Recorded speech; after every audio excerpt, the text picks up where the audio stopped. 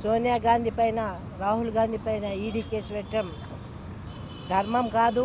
ఎందుకంటే స్వతంత్రం కోసం పోరాడిన కుటుంబం ఏది అంటే దేశ చరిత్రలోనే ఉన్నది.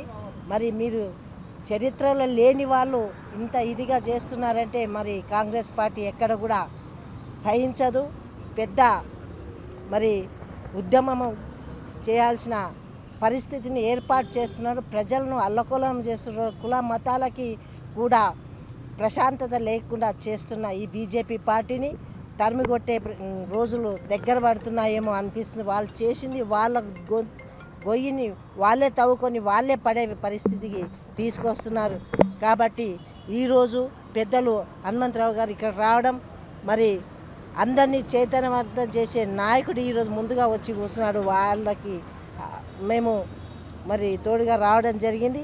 రేపు పెద్ద ఎత్తున కార్యక్రమం ఉంటుంది.